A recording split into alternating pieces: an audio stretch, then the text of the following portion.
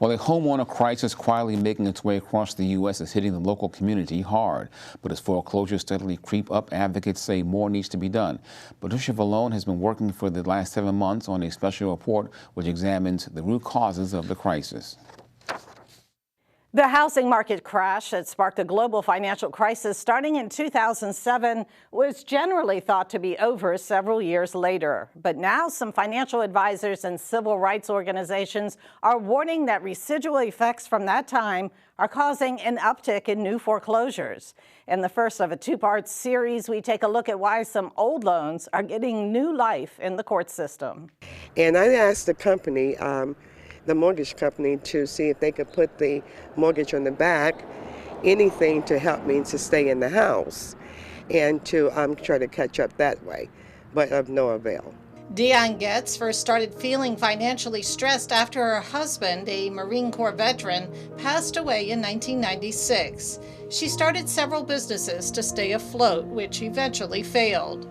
It was right in the middle of the subprime mortgage crisis. Beth Jacobson, a foreclosure compliance consultant, says many buyers were put into predatory loans due to something called reverse redlining, a concept that developed around the year 2000 when major servicing companies targeted African American communities with subprime loans. And what Wells Fargo did in particular, because I was on the calls and so I was able to testify to that fact, as Wells Fargo stated, we're going to seek out the ministers, for example, in Baltimore City, and say, if you invite Wells Fargo in for what we call a wealth building seminar, and if any of your parishioners either refinance or purchase with a Wells Fargo loan, Wells Fargo was going to donate $350 to the church.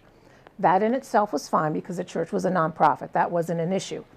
What the ministers were not told, what the parishioners were not told, is the only loan officers that showed up were subprime loan officers.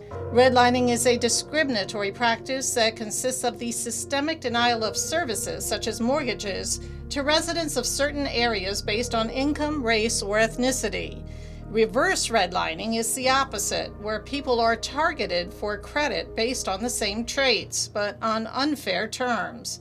Jacobson says reverse redlining was rampant in Prince George's County and other minority districts 20 years ago. Some servicers eventually settled with the Department of Justice for millions of dollars. But some homeowners with those old second mortgages thought they were included in their loan modification deals or refinanced loans. Some simply forgot about those old mortgages because they stopped receiving statements. Instead, lenders held on to those second mortgage notes from the early 2000s and waited until the homes were no longer underwater. All of a sudden with COVID, there was a spike in the value of homes. And so then these servicers that represent these investors that hold these second mortgages said, all right, now there's equity in these homes. Now's our time to foreclose. $100,000 notes can skyrocket to $200,000 overnight with inflated foreclosure costs as well as attorney and late fees.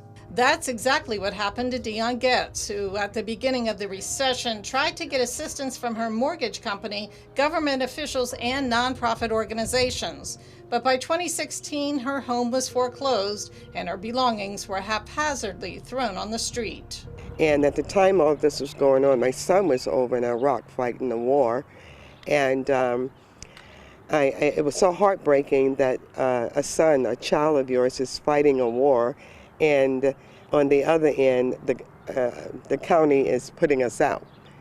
If you need help on your mortgage, don't wait for the foreclosure process to begin. Contact the Maryland Homeowners Assistance Fund for help at dhcd.maryland.gov. In part 2 of my series tomorrow, we'll learn about a new post-pandemic foreclosure crisis. And tune in tomorrow for the second segment of Patty's special report on foreclosures. A foreclosure crisis, which has been quietly making its way across the U.S., has been skyrocketing since COVID hit our shores. In Patricia Vallone's second part of her special report, she takes a look at how the pandemic has affected the housing market.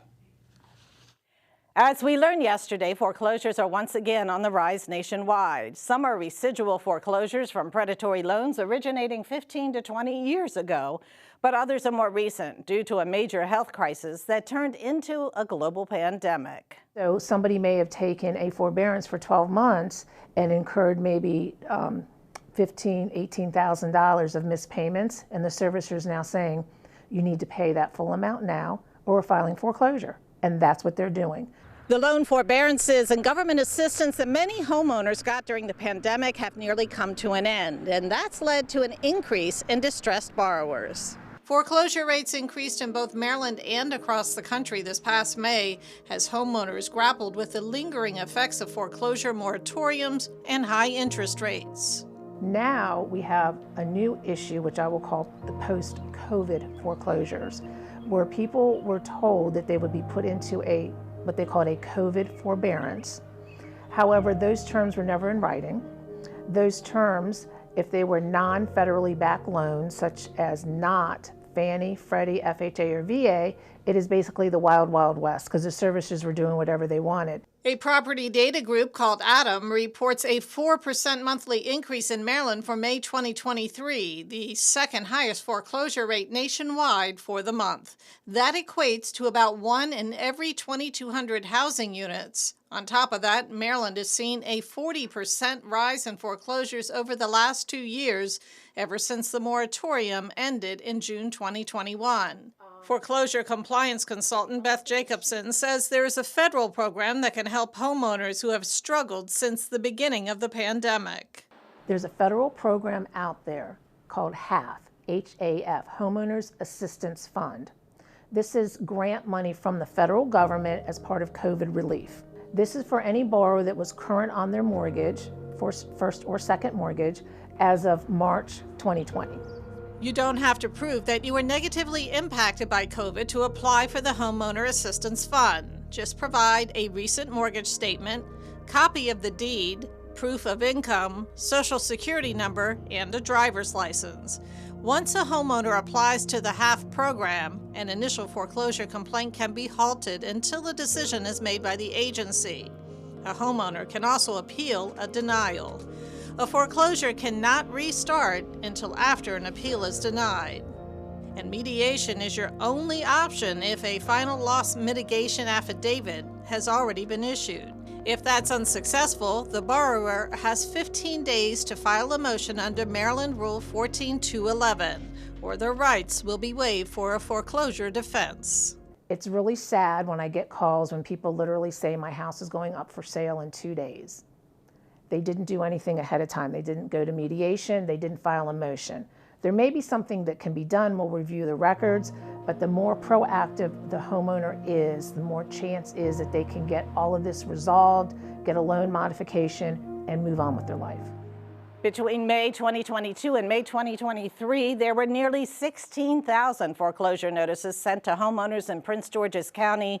Analysts say don't wait to become a statistic. If you would like more information or need assistance with the Maryland Homeowner Assistance Fund, log on to dhcd.maryland.gov.